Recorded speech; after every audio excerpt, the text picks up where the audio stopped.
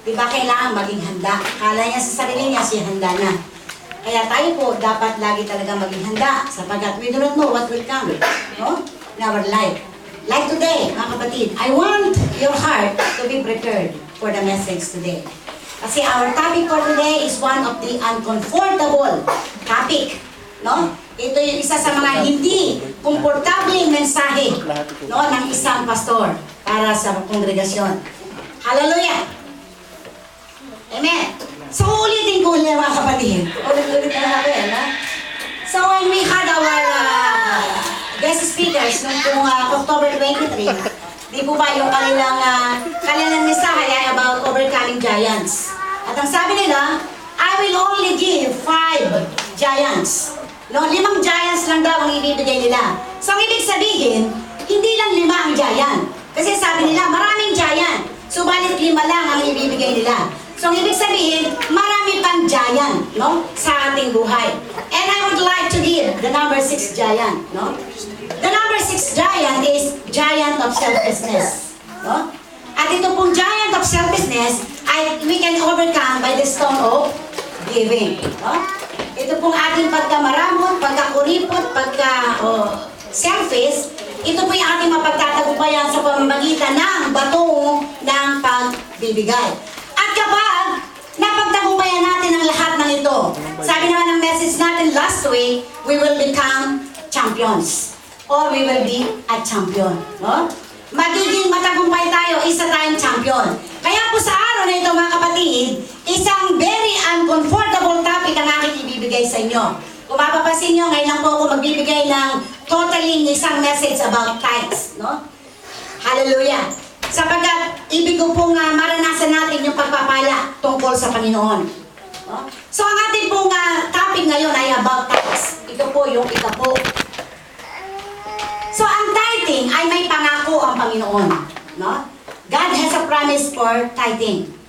Kapag hindi ito itinuro, ipinagkakait ko sa kongregasyon ang pangako yan. No? Kapag ito hindi itinuro, mga kapatid kaibigan, kasi minsan, parang ang tingin ko pala sa sarili ko noon ay selfish ako. Bakit? Sapagkat hindi ko ito itinuturo ng buong-buo at maliwanag. But today, I want to open my heart to you. No? Mahal ko kayo, kaya ito ay binigay sa akin ng Panginoon sa araw na ito para magtutulungan. Amen po ba? Amen. So, hindi ako selfish eh. Sabi nga dito, kapag hindi itinuro ang tungkol sa tithing, ipinagkakait ko sa kongregasyon ang pangako ng Panginoon. Hallelujah! Katulad ng John 3:16. Ang John 3:16 ay about love. Ang Malakias 3:10, ito'y tumutukoy tungkol sa pag-iikapo. No? It is about tithing. But pareho silang scriptures. No? They are both from the Bibles. So dapat pareho natin silang maunawaan at i-apply sa ating buhay. So we have to understand these verses, John 3:16 and Malakias 3:10. Hindi lang tayo mamimili ng mga verses sa Biblia, kundi dapat nating itong parehong maunawaan. We have to understand both of these scriptures and apply it in our life. No? Tithe simply means 1/10. Nakinig po tayo mabuti, no? So, ang tithes po, ito po yung 1/10. 10 bahagi ang sa Diyos at 90% ang sayo. Ganun kasimple. Kapag tayo nagtatrabaho, if we are working, for example, we work 30 days a month, how much salary will you receive? Is it 29 days? Diba? 30 days din? No?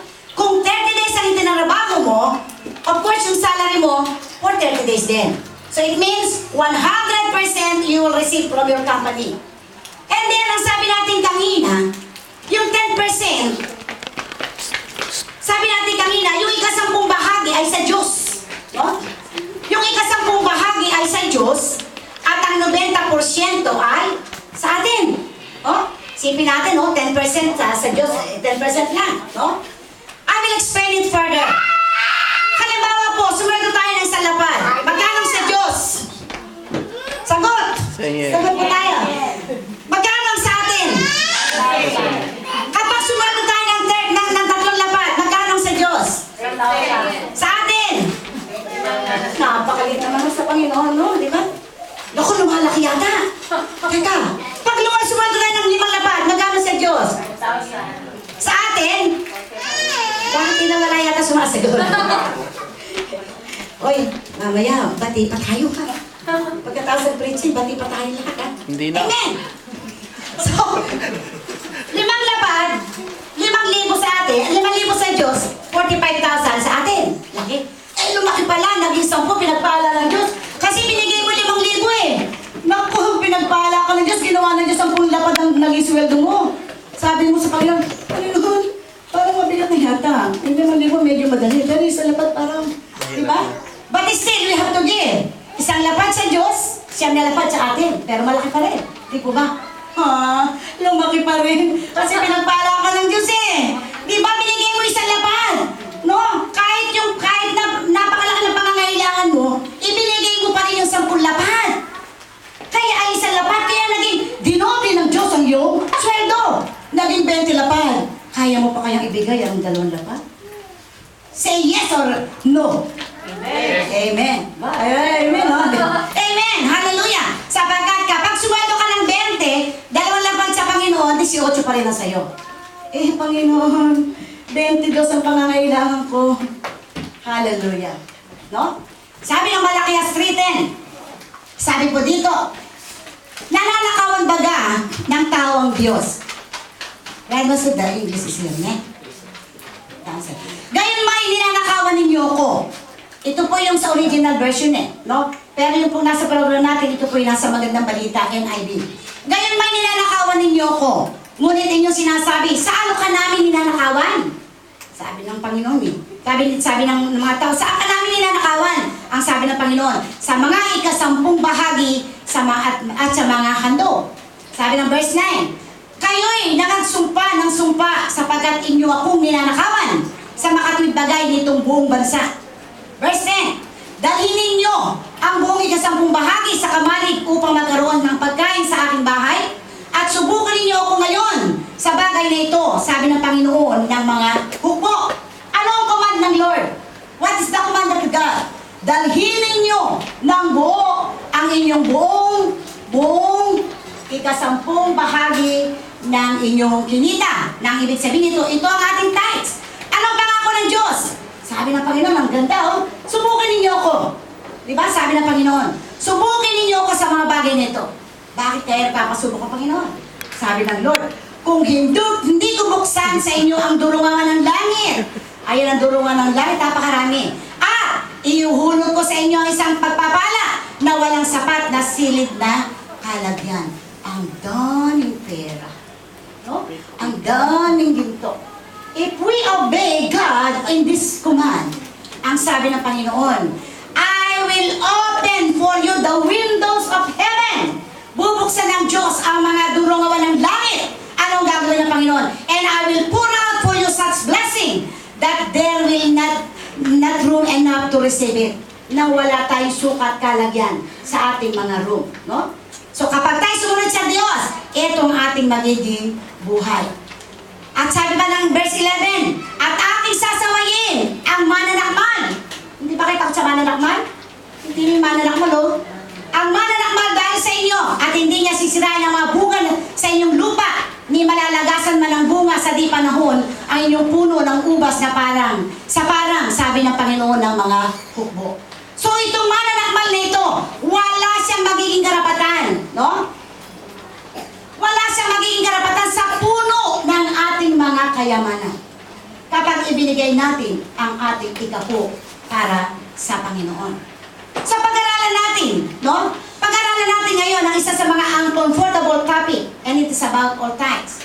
Anong mga prinsipyo ang napapalaw sa kautosan ito? What are the principles that is within this command? Bakit kailangan natin maunawaan ang utos na ito ng ating Panginoong Diyos? Why we should understand this command of God? No? Dahil kadalasan ng mga tao ay nagbibigay lamang ng kanilang mga handog kung ano ang tira-tira sa kanila. No? Because some people are only giving what is left over. Yung bang mga tira-tira lamang. Kaya ang sabi ni Malakay, kunin ninyo ang inyong pinakamaina, which is your 1/10. At yung 10 bahagi na yan na best, yun ang ibigay ninyo sa Panginoon. Yan ang dapat inaalay ninyo para sa Kanya. Kaya po mga kapatid, sa araw na ito, we're going to study about 5 reasons why we need to tithe. 5 dahilan kung bakit tayo magbibigay o dapat magbigay ng ika-10 bahagi ng ating kinikita para sa Panginoon. Unang-una, everything belongs to God.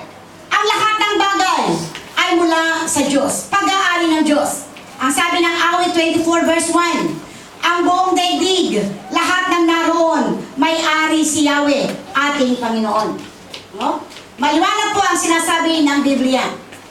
So, it means that we are called to be a steward only. Tayo po'y tagapangalaga lamang ng kayamanan, not the owners. Subalit hindi tayo ang talagang nagmay-may-ari nito. No? Sapagkat ang lahat ng mga bagay na narito ay narito na bago ka pa ipanganak. At hindi ikaw ang tunay na nagmamay-ari. Eh bakit ba? Sabi ng iba. Eh bakit ba? Dugo at pawis ko ang pinuhulang ko dito ba? Diba? Ang dugot pawis ang aking ginamit para kumita ako ng ganito. Marami nagsasabing gano'n. Ako nga yung nagtrabaho eh. Bakit ko yung bibigay? Sabi ng marami. Pero ang tanong, saan galing ang lakas mo? Can I ask you a question? Saan galing ang ating lakas? Sa Diyos. Eh kung habang nagtatrabaho ka, bigla kang nabuwal, nagkasakit ka, makapagtatrabaho ka pa ba? No, amen. Kapag ikaw ay nagkasakit, anong gagawin mo? You will pray to God. Lord, i-heal mo ako. Panginoon, pagalangin mo ako. Panginoon, palakasin mo ako. Pag pinalakas ka ng Lord at kumita ka, handa ka bang ibigay ang ikaw sa Panginoon? Saan galing ang talino mo? Di ba? Saan galing ang ating talino? But ba everybody ate is very silent? Hallelujah! Galit. Hallelujah! Galit pa, galit. Galit. Amen! Saan galing ang talino natin? Lahat tayo sumagot. Baka alisin ng Diyos ang ating talino sa Panginoon. Wala akong talino. Saan galing ang iyong katawan? Sa Lord. Ang Lord ang nagporma ng katawan natin. Eh kung tayo ginawang bobo ng Lord, di ba? Eh hindi ka tatagal sa trabaho. Dahil kung ikaw ay bobo, hindi mo alam kahit anong instruction ang ibigay sa'yo ng iyong satyo, hindi mo kayang gawin. Ano gagawin ng satyo mo? Magtitiyaga ba siya sa'yo? Di ba? Brother Masud, if your employee is bobo, will you not kubi that bobo? Di ba? O, kubi. Di ba? Why? Kasi hindi niya kayang intindihan kung ano ang trabaho, kung paano gagawin, at kung paano siya magtatrabaho. Dahil siya nga, isa nga siyang bobo. Subalit, lahat ng taga-Shalom ay matatalino. Hallelujah! Amen! Palakpakan natin ang Diyos. Hallelujah! Glory to the living God. Amen! Ang lahat ng taga-Shalom ay magagaling ang katawan. Malalakas. Amen. Amen! Amen. Amen! Malalakas. Hallelujah! So, lahat ng bagay sa Panginoon pa rin galing. Amen? Kaya mga kapatid, ang ating maunawaan ng katotohanan ito, we will realize that when we give, we are not giving God what belongs to us. Kaya kung ating marirealize yung binibigyan natin sa Panginoon, hindi naman yun talaga sa atin eh. But we are giving God what really belongs to Him. No? Ang ibinibigay natin ay yung talagang para sa ating Panginoon. Kaya ibigay ang nararapat sa Panginoon. Give our tithe because everything belongs to God. Can you say amen to me? Amen. Palakpakan natin ang Diyos. Hallelujah! Glory to the living God. Any question? Number 2, it is an act of worship. Giving your tithe is an act of worship. Sabi po ng Kawikaan chapter 3 verse 9, si Yahweh ay handugan mo bahagi ng kayamanan. Pinakamainam na ani mo sa Kanya ay ibigay. No? Sabi ng Biblia, pinakamainam na ani. Hindi yung mga bulok, hindi yung mga pilay, hindi yung mga galisin, no? Hindi yung mga tira-tirahan lamang, kundi ang ating ibigay sa Panginoon, yung pinakamainam na ani, yung pinakamagandang ani. Ang ating pag-iiga po ay nagpapahayag ng ating pagsamba sa Panginoon. It is a worship. So if it is a worship, it needs a preparation. No? Kung ito may pagsamba, kailangan ito tayo naghahanda. Piniprepare yung sapagkat ito ang isang kaparaanan natin ng pagsamba sa Panginoon. It shows our sincere reflection sa Panginoon na may paggalang at pasasalamat dahil sa kanyang provision and protection. No? So, ibig sabihin, may paghahanda ito. Anong ibig sabihin nito? Kapag sumweldo ka ngayon, anong gagawin mo? Ipiprepare mo na para sa Lord. Amen? Hindi yung pagdating dito at saka mo yung bubulutin. Kasi minsan yung nabubulot natin, yung mga resibo. Lord, hindi natin tinitingnan. Oh Lord, I will give you my tithes. Bulot ka, resibo pala, kisa mga utang. Ilalagay mo, hindi mo tinitingnan. No? So we need to prepare. Ang ibig sabihin, once you receive your salary, separate what is for God. Diba? I-separate agad natin para hindi tayo magkamali. Kasi minsan pag halimbawa, sweldo ka ng 20, Lord, pautang muna ng isang lapad, ha? Yung isang lapad muna, ilalagay ito. Diba? Minsan, nauutang pa natin ng tithes ng Lord, Sabi mo, Lord, sige anak, basta ibalik mo lang. Napakabuti ng Lord, no? Pero pagdating sa sweldo, Lord, hindi ko kayang bayaran lahat. Utahin muli ako ng gosengin hanggang sa mabang ko na utang sa Lord. So, it needs preparation. Kailangan i-prepare natin ito, mga kapatid. We should always remember this. Worship and giving should be in harmony. No? Kailangan yung giving and worship, kailangan may harmony yun, no? May mga magandang pakikipag-ugnayan, relasyon, no? Kung ano ang sinasabi ng ating mga dila, ay kinakailangan makita sa ating mga ibinibigay. So otherwise, magiging tulad tayo. Kumakanta na sintonado ang boses. O kaya naman, ang paamoy, ang suot mo sa isang paamoy boots, sa isang paamoy sandals. No? Hindi makatugma. Ito po ang ating magiging buhay. Kamukha ng ating buhay kapag hindi natin inihahanda ang pagbibigay natin para sa Panginoon. So let us all be consistent. Kailangan maging consistent tayo. Sapagkat kung ano ating pinagkakaloob, that is an accurate expression what is inside our heart. No? So kung ano binibigay natin, yun yung galing sa puso natin Di ba? So kapag sumweldo ka ba ng 20 lapad ibibigay mo sa inyo, yun lang ba ang heart mo sa Lord? Lord, sumweldo ka ng 20, pasensya ka na, sa inyo na lang sa'yo. No? Di po ba? Kaya yayata sa Lord yun. Sapagkat ikay pinagpala ng ng pagkakaroon ng talino, pinagpala ka ng pagkakaroon ng malakas na katawan, pinagpala ka sa pagkakaroon ng buhay. Pasalamat tayo sa Diyos, humihinga pa tayo. Huminga kayo. Pag kahit huminga ng paghinga mo, hindi ka na makakatrabaho. Amen? Pag hindi ka huminga, ay siguradong bukas, wala na. Hindi ka na makakapasok. Number 3, it strengthens faith. No? Ito pinagpapalakas ng ating pananampalataya. Mas lumalakas, mas tumitibay, at mas lalong umigting. Apakagaganda naman Tagalog natin ang ating pananampalataya kapag tayo ay nag-iikapo. No? We are being strengthened with our faith or in our faith dahil sa pagbibigay natin ng ating ikapo. Why? Ang tanong ay bakit? Kasi yung 90% na natira sa atin, ina-acknowledge mo na sufficient ito. Kasi yung 90% na natira sa atin, ito po ina-acknowledge mo na ito kasyang-kasya na sa ating pangangailangan. At anuman ang mangyari, naroon ng provision ni Lord. That is our faith. No? Ang ibig sabihin, doon sa 90% na natira sa atin, very sufficient na ito. At talagang relax ka. Oh Lord, binigay ko para sa iyo. Ako pinananampalataya na ang pangangailangan patuloy mong isusupply. Bagamat ang pangangailangan ko'y kulang sa aking sinweldo.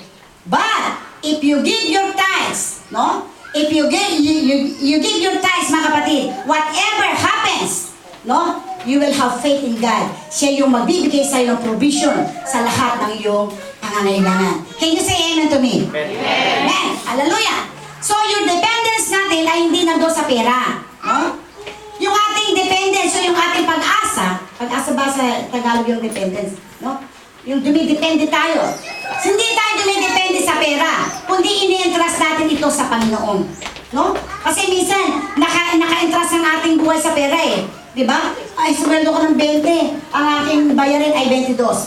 So hindi ka ngayon magbibigay ng tithes sa Lord. Bakit? Kulang pa But if you give your tithes, no? Kapag ibinigay mo ang 10% mo sa Panginoon, kapatid kaibigan, ang ibig sabihin, ang dependence mo o ang pagtitiwala mo ay wala sa pera, kundi nasa ating Panginoon. No? Sapagkat ang sabi ng Mateo 6:21, sapagkat kung nasaan ang iyong kayamanan, naroon ganon din ang iyong puso. No? Wherever you reach the seas, your heart is there. Diba? Kung nasaan ang kayamanan natin, naroon ang puso natin. No? Kaya nga po kapag tayo nagbigay ng ating tithes sa Lord, kapatid kaibigan, yung ating pananampalataya tataas. Bakit? Sapagkat kahit kulang ang ating pera na hawak sa pambayad ng ating mga Judith, nagkakaroon tayo ng pagtitiwala sa ating Panginoon. No? Wala tayong ibang lalapitan eh. Di po ba? Kundi ang ating Panginoon. At bakit humingi ang Panginoon? Why God is asking from us? No? Bakit niya nire-require na mag-ikap po tayo? Para ba tayo kikilan? No? Para ba tayo pahirapan at kawawain? Di ba? Kaya ba ang Panginoon na nag-require, nagkukuman siya ng ibigay ang 10% para tayo ay kikilan? Diba? Parang yung mga taong nasa kalsada na tayo hinihingan. No, amen? Hindi. No? The answer is hindi. No. Kundi to bless us. Ang gusto ng Lord, kaya hinihingi niya ang ikasampung bahagi ng ating kinikita because He wants to bless us. Amen po ba? Amen. Sabi mo nga sa katabi mo, God wants to bless you. Sa Tagalog, gusto ng Diyos pagpalain ka. Amen. Pagpapalain niya at ibibigay ang mga bagay na nararapat ay sa'yo. So wag natin isipin na kaya nire-require ng Lord ang 10% ay dahil kailangan niya. No, amen? Ang Diyos natin ay pinakamayaman sa lahat. What God wants from us is our obedience to Him. Amen po ba? Ang gusto ng Lord, sumunod tayo upang mawala ang hadlang. Upang tayo pagpalain ng ating Panginoon. Kaya tinuturo niya ang generous giving dahil handang-handa siya. No? Na tayo pagpalain sa pamamagitan ng ating pagbibigay. Do you want to be blessed by God? Amen. Do you want to give your tithes? Amen. Palakpakan natin ang Diyos. Hallelujah! Glory to the living God. Amen. So mula ngayon, pag-uwi niyo ng bahay, alisan niyo na ng mga gamit ang isang kwarto. Sapagkat darating ang Diyos sa buhay niyo. Ibibigay niya ang mga maraming pagpapala sa buhay mo. Ang yaman-yaman ng Diyos. At gusto niyang bigyan tayo ng lahat ng bagay sa ating buhay. Kaya nalulungkot siya pag kuripot tayo eh. No? Meron bang kuripot sa Shalom? Pag di umatin sa linggo. Meron. Meron bang kuripot sa Shalom? Meron. Meron ba? Eh kapatid kaibigan, pinalulungkot mo ang Diyos sa buhay mo. Kasi kapag ikaw ay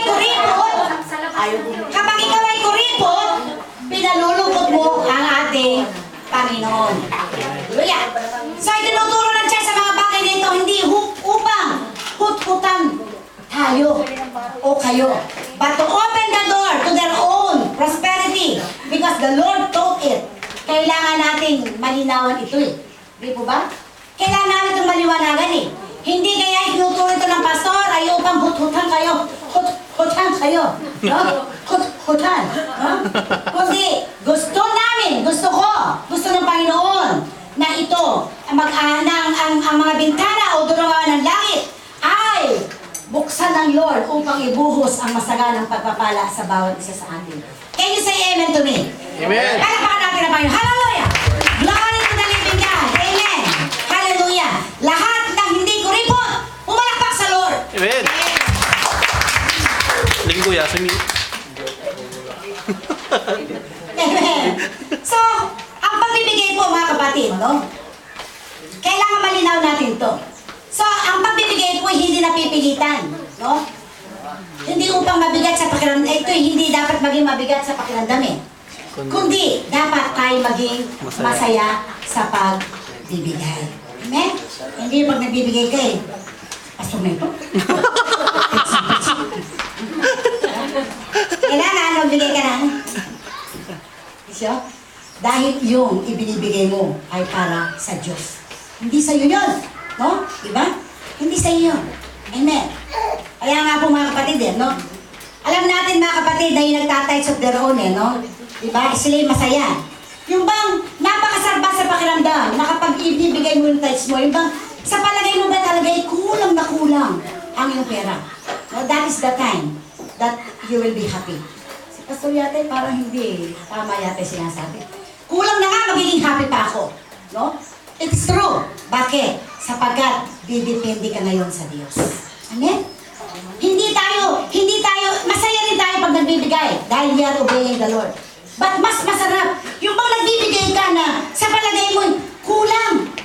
Pambili mo na lang ng ulam ibibigay mo pa sa Lord. Tandaan natin, kapag nagawa natin ito, napakasaya natin nagbibigay sa Panginoon. Amen. Sapagkat sa Diyos lamang tayo tunay na umaasa. Amen po ba? Amen. Sabi ng Lucas chapter 21 verse 2, nakita rin niya ang isang dukhang babaeng balo na naghulog ng 2 kusing. Sabi ng verse 4, ibinigay ng babaeng balo yon na dukhang-dukha ang buo niyang ikabubuhay. So nalugot ang Panginoon sa babaeng balong ito. Sapagkat nakita ng Panginoon na out of her poverty, no? Sa gitna ng kanyang kahirapan, ibinigay pa rin niya ang kahuli-hulihang kusing sa kanyang bulsa. So ang tunay na nagbibigay ay yung may nawala sa iyo na malaking halaga o bagay, and yet masaya ka pa rin, no? Amen. Ito yung tunay na nagbibigay, mga kapatid, na kahit na ang silwento mo ay 50 lapad, ibinigay mo ang 5 lapad, masayang-masaya ka pa rin nagbigay sa Lord. Yun ang tunay na pagbibigay. Amen. Can we give our tithes to God now? Amen. Palakpakan natin ang Panginoon. Hallelujah! Glory to the living God. Amen. So meron po ako isang ilustrasyon. There is one member from the church, and he asked a prayer from the pastor. Nanghingi siya ng prayer sa pastor. Sabi niya, Pastor, I have no job yet. Please pray for my job. And then when the pastor prayed, after 1 week, he found a job. Nagkaroon siya ng trabaho ngayon. And then yung baon niya sabi niya sa pastor, Pastor, pag ako nagkaroon ng trabaho, ibibigay ko yung aking tithes sa Panginoon. Sa ginawa ng tao, nung siya magkaroon ng trabaho, he really gave his tithe. No. Alam mo ba ang ginawa ng Panginoon? 1 taon nang nakalipas, he was promoted from his job. At itong tao ito ay lalong na-encourage. Sapagkat sa pamagitan ng kanyang pagbibigay ng kanyang tithes, patuloy siyang pinagpala ng ating Panginoon. How much more us? Diba? Tayo, kapag ibinigay natin ang ating ikapo sa Lord, expect blessings upon blessings to be with you. It will be poured out to you. Amen? It will be poured out to you. Baka bago mo pa lang, isinesegregate ang iyong tithes. Sabi ng Lord, anak, meron pa, susunod. Amen? Si Judith, huwag nyo iniintindi. Ang intindihin nyo, ang pagsunod sa Lord. Amen? Because He will be the one to provide all our needs. Amen? Palakpakan po natin ang Panginoon. Hallelujah! Glory to the living God.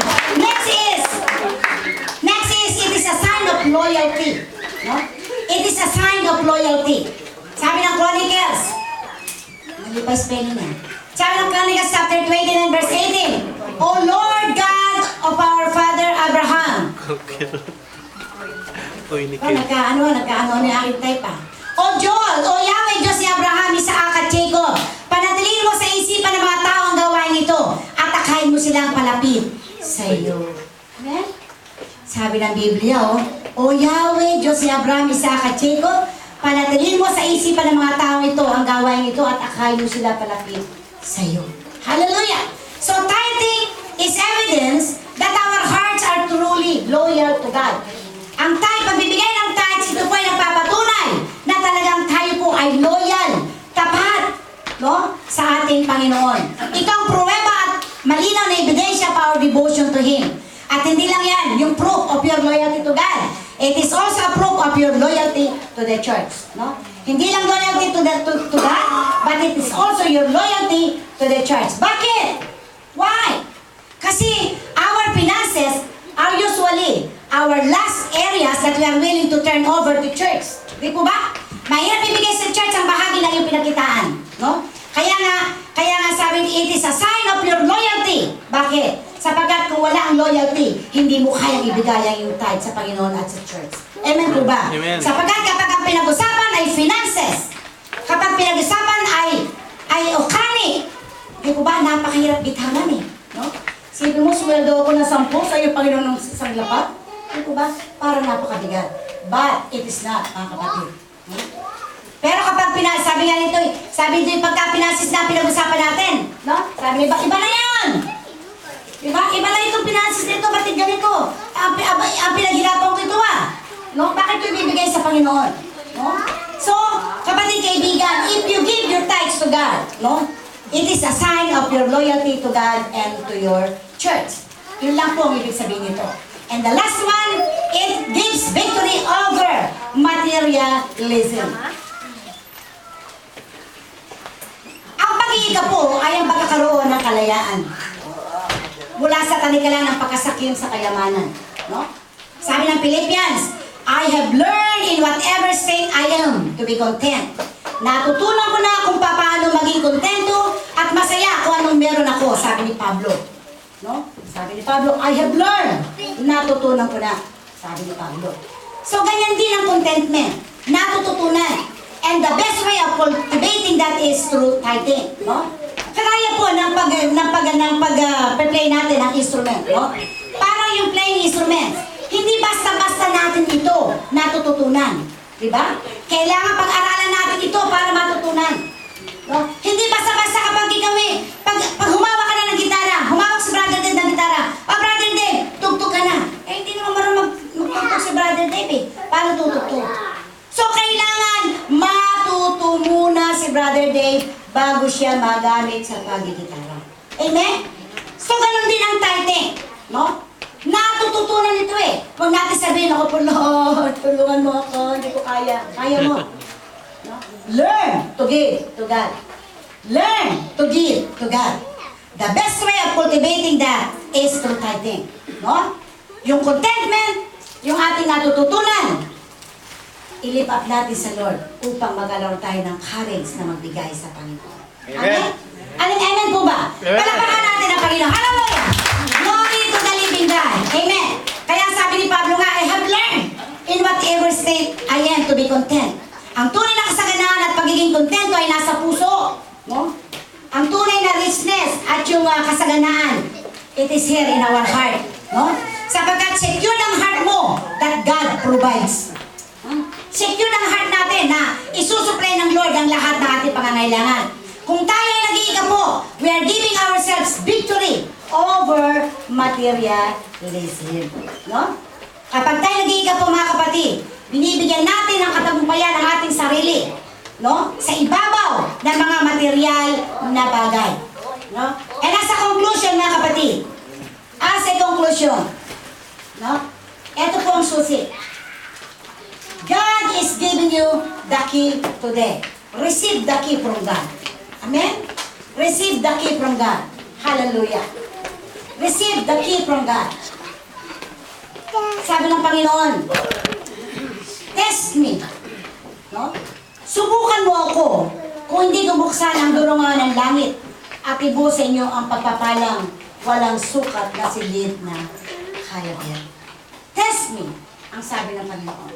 And God is now giving you the key to prosperity. And God bless you. Tayo pong lahat ay tumayo. Pero natin ng Lord. Hallelujah. Tayo lahat.